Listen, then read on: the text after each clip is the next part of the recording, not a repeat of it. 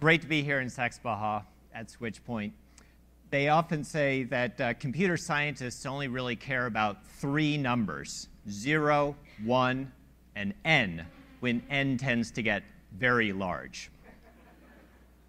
And so I'm going to talk today a little bit about that. And one of the things that such dramatic oversimplification sometimes provides is the kind of astonishing insights like the one I had back in 1987. Do you all remember 1987? Greed was good, junk bonds were king, and 0 was the most important and biggest number on Wall Street. Why is that? Because 0 drove all those arbitration equations, right? Because both sides of the arbitrage are supposed to add up to 0. But that arbitrage is really a special case of the zero-sum game, a theory that was promulgated by all of the respectable business schools of that day. Now, as far as that zero-sum game is concerned, success was not just about winning. Success was making sure that everybody else lost. And you were not forced to like those rules, but you were damn sure forced to accept that that was the only way to play the game. Back in 1987, I rejected those rules for two reasons. Number one, every respectable business school that I applied to rejected me. Secondly, I realized that 0 was not the only number in the playbook. Consider this. The Earth gets 120 petawatts of energy from the sun every year. That is 120 followed by 15 zeros. It's about 8,000 times as much energy as the entire population today generates at our current industrial scale. 120 times 10 to the 15 is a really big N. And when I realized that, the power that this sun delivers is enough to not just sustain life on Earth, but to produce abundant, almost limitless possibilities every day. And when I realized that, I realized we're not living in a zero-sum world. We're living in a positive-sum world where there is this abundance of opportunity. So I looked at how the rules of the positive-sum game were different. And although they seemed absurd given the context of 1987, I had the confidence that something could be done. And at this point, I perhaps should thank some of the folks who taught me mathematics and logic and theory. I had an opportunity to learn how Kurt Gödel put together his famous incompleteness proof. And some of you may have read Gödel-Escher-Bach that explains how Kurt Gödel took these leaps, these logical leaps, into seemingly senseless places to ultimately show that any system of logic capable of proving a proposition true or false was necessarily incomplete, meaning that there are true things that cannot be proved, or inconsistent, meaning that there are things not true that are somehow provable to be true. And perhaps it was that result that gave me the confidence to venture into that great unknown and to take these concepts that seemed so absurd by themselves in the zero-sum context and formulate a completely new way of seeing things. The results that I derived happen to agree almost perfectly with the GNU Manifesto. The GNU Manifesto was written by Richard Stallman, who founded the Free Software Foundation and was the original leader of the GNU project. Now, the GNU Manifesto was a polemic, and when Stallman railed against software hoarding, I had simply derived that excluding willing participants from an effort was an exercise in self-defeat. When he talked about the moral imperative of sharing, I recognized that free redistribution was a frictionless way to achieve market share.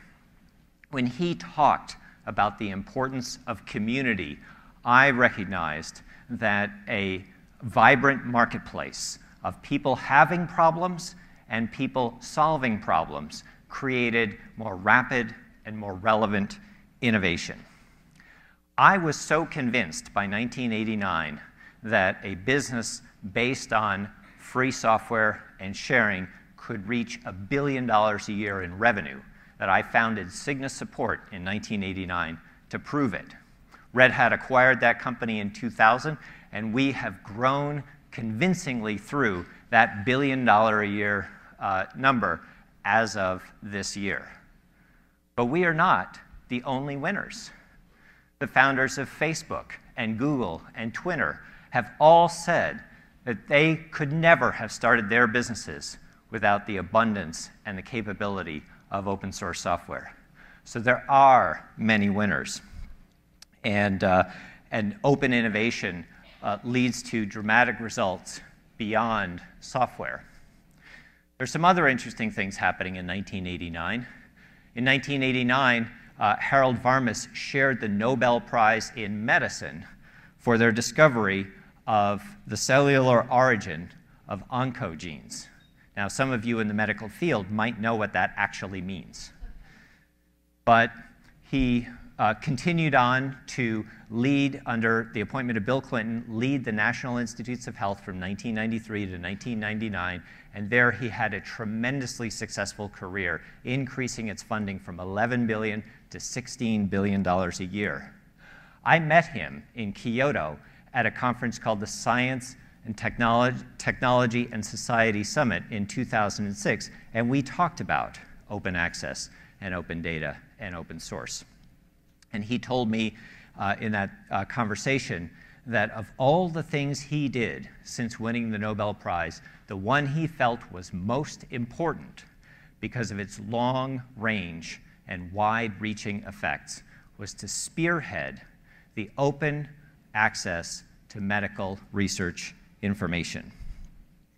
A year later, he gave a speech, which I found lightly transcribed on the web, and he quoted as one of his inspirations, or maybe he found this for his speech, a quote from a guy named Panzini, who was the librarian for the British Museum of Science from 1837 to 1866. And this is what Panzini said: "I want a poor student to have the same means of indulging his learned curiosity, of following his rational pursuits, of consulting the same authorities, of fathoming the most intricate enquiry as the richest man in the kingdom, as far as books go. And I contend that the government is bound to give him the most liberal and unlimited access in this respect." Now, you can imagine that when Harold Varmus saw the World Wide Web for the first time, he instantly recognized its potential for revolutionizing the dissemination of scientific learning and understanding. He recognized that there was almost an axiomatic equation linking together advances in information and communications technologies that would lead to a fundamental shift, not only in individual human productivity, but more importantly, in the capacity of the entire community.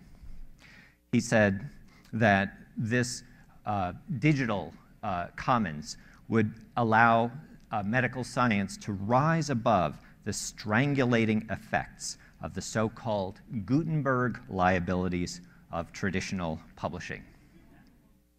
In 2000, he, Patrick Brown, and Michael Eisen co-founded the Public Library of Science, which in 2010 received over 20,000 journal submissions, of which they published almost 10,000 with an annual budget of $13 million, which very closely tracks to their stated goal, which was to make it possible to publish a journal article for $1,500. Now, $1,500 may sound like a lot of money if you're talking about, if you compare that to putting a classified ad in the newspaper. But let's compare that to the traditional publishers. Elsevier publishes 250,000 articles in 2,000 journals, and they have a $3.2 billion revenue stream at a 36% profit margin. Okay? That means that it costs 10 times as much to publish in an Elsevier publication as it does in the Public Library of Science. Now remember, Varmus was not so concerned specifically with the individual cost of publishing the article, but what happened when those articles created barriers to participation, to reuse, to scientific progress. So I'm going to skip a little bit and say that I read this wonderful book this summer, Common as Air by Lewis Hyde. You might be familiar with his great writings about the gift and other books. But in this book, he talks about how scientific diffusion worked in the days of Benjamin Franklin. And Benjamin Franklin could discuss his novel theories of lightning, for example, and he could share that information with his scientific colleagues across the Atlantic, with about an 8-week latency. Well, in true zero-sum fashion, the guys on the other side who are so interested in controlling information not only don't want to play by our rules, they don't want to let us play by those rules either. And in an effort to placate that, Varmus proposed allowing a 6-month lag between the date of appearance in another journal and allowing online dissemination and sharing. This, for him, was a bitter but pragmatic compromise. Why bitter? Well, it takes 3 times longer than in Franklin's days to actually diffuse scientific knowledge. So the result of this, obviously, has been a tremendous rate of progress within the open innovation community.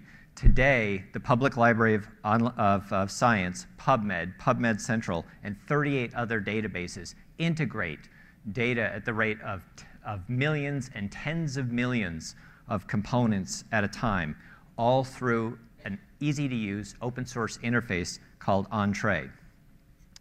These allow not just the reading of articles, but the connection of programs that can link together this data to help us understand what we know, and more importantly, what we wish we knew about how our own source code actually operates. The connections of these databases are leading to amazing new innovations.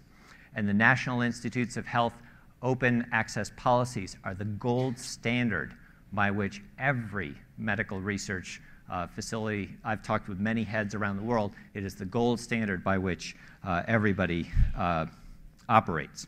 Today, the National Center for Biotechnology Information services 1 million researchers, 1.8 billion queries a year, and people are downloading data at the rate of 4 terabytes a day. That is the power of open access. But, as I said, not everybody wants to play by these rules, and they want to stop us from doing it. Earlier this year, written by the traditional publishing folks, a bill went before Congress called the Fair Copyright in Research Works Act.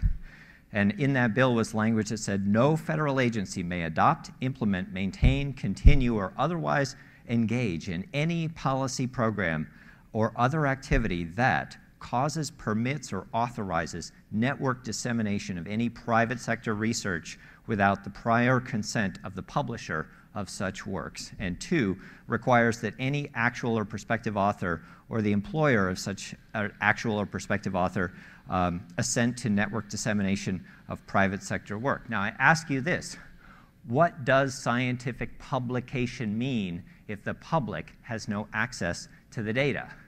Remember, we're the ones, the taxpayers, who spent $28 billion to develop this research. Should we allow some private entities to basically claim that they deserve their $1 billion in profit, and we deserve no access to what we originally paid for? So I want to warn all you guys, you know as well as I do, bills in Congress are like zombies, right? And so we must be, it was defeated by the same wave that sunk SOPA and PIPA, but we must remain vigilant. So let me close by basically saying, think about these two games, the zero-sum game, the positive-sum game, and compete those two in your mind. Which game is the better game? The one that limits resources, that closes out access, that encloses the commons, or the game that invites all of us to learn the rules and play? And now I'll finish with my final number, number 1. Gandhi said that whatever you do will be insignificant, but it is very important that you do it. You are the one. I am the one. I've been doing open source software now for the past 25 years, and what I've been able to add to the community, what others have been able to add one by one, day by day, year by year, has created billions of lines of open source software, hundreds of millions of copyrightable and shareable artifacts. What we have done is truly amazing, and I look forward to what we do in the next 25 years. Thank you very much.